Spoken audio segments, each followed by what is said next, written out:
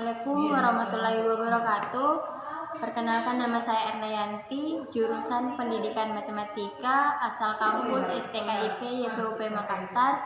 Di sini saya akan membacakan laporan magang 2 saya yang bertempat di SMP Negeri 41 Satap Makassar. Waktu pelaksanaan magang 2 dimulai dari tanggal 17 Agustus sampai 17 September 2020. Yang pertama yang akan saya bacakan, nama lengkap Erna Yanti, NIM 1824003, jenis kelamin perempuan, tempat tanggal lahir Ujung Pandang 20 Oktober 1998, alamat Pulau Lelai. Biodata dosen, nama lengkap Muhammad Nur Husain, SPD MPD, jenis kelamin laki-laki, tempat tanggal lahir Lonrong Loe 29 Juni 1987.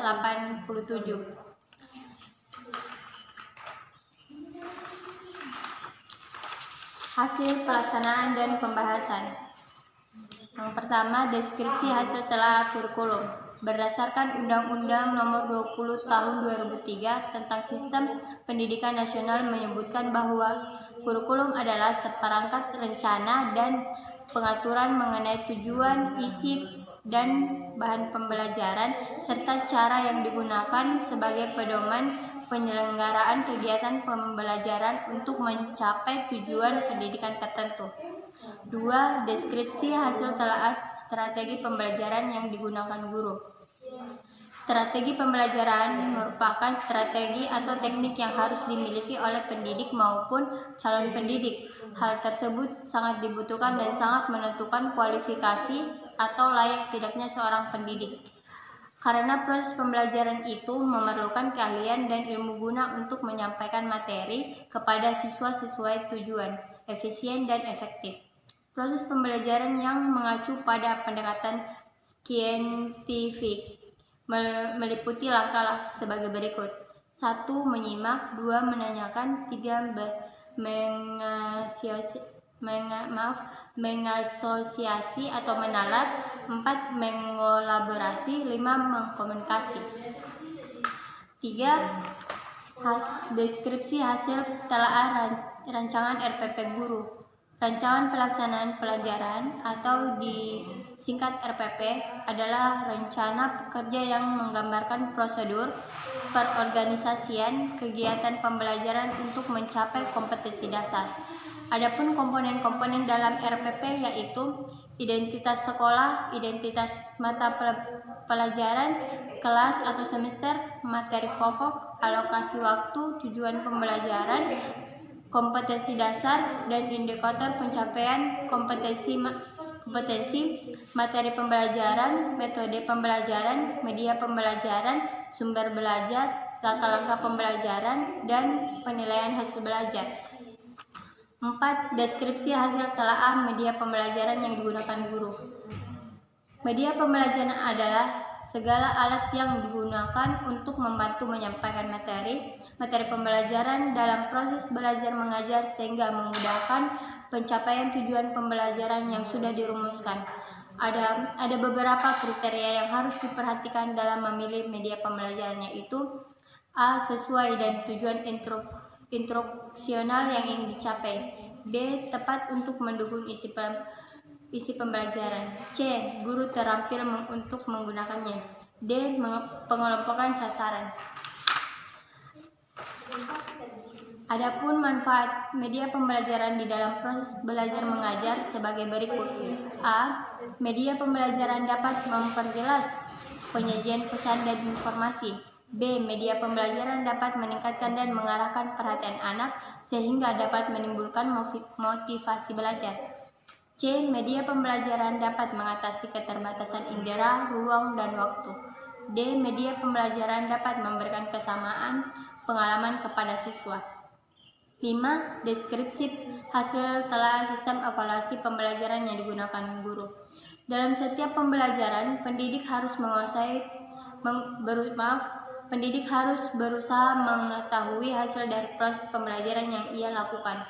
Pentingnya diketahui hasil ini karena dapat menjadi salah satu patokan bagi pendidik untuk mengetahui sejauh mana proses pembelajaran yang dilakukan dapat mengembangkan potensi peserta didik. Artinya, apabila pembelajaran yang dilakukan mencapai hasil yang baik, pendidik tentu dapat dikatakan berhasil dalam proses pembelajaran dan demikian pula sebaliknya.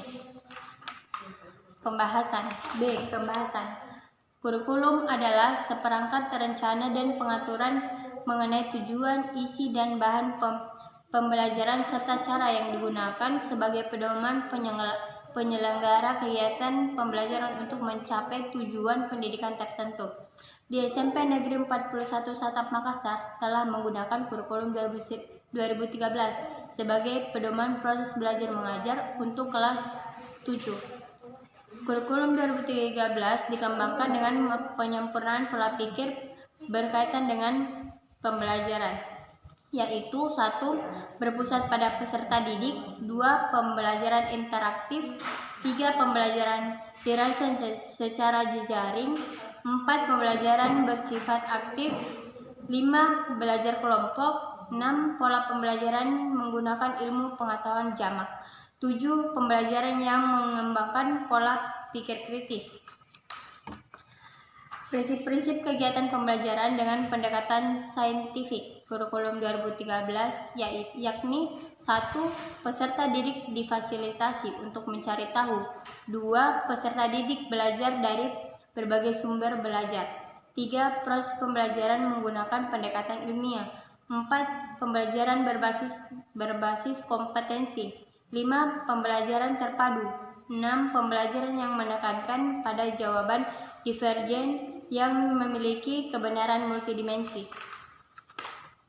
Adapun simpulan dan saran pada magang 2 kali ini, simpulan dari isi laporan magang 2 di atas dapat saya simpulkan sebagaimana isi di dalam laporan ini, saya dapat mengetahui pelaksanaan kegiatan belajar mengajar di SMP Negeri 41 Satap Makassar. Seperti dari kurikulum yang digunakan, yaitu kurikulum 2013, cara memilih strategi pembelajaran yang digunakan, media yang digunakan dalam proses pembelajaran untuk memudahkan menyampaikan materi, dan sistem evaluasi yang digunakan guru dalam penilaian siswa-siswi guna melihat kemampuan yang dimiliki. Saran. Dalam laporan magang 2 ini, penelaah memberi hal-hal penting dalam proses belajar mengajar. Oleh karena itu, mahasiswa atau mahasiswi calon tenaga pendidik harus lebih objektif dalam melakukan kegiatan sebagai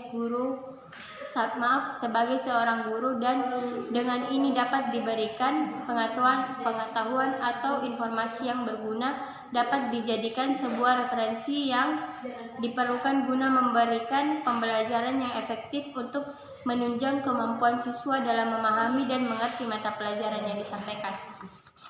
Baik, saya lanjut. Rencana pelaksanaan pembelajaran atau RPP. Nama Satuan Pendidikan SMP Negeri 41 Satap Makassar. Mata pelajaran matematika.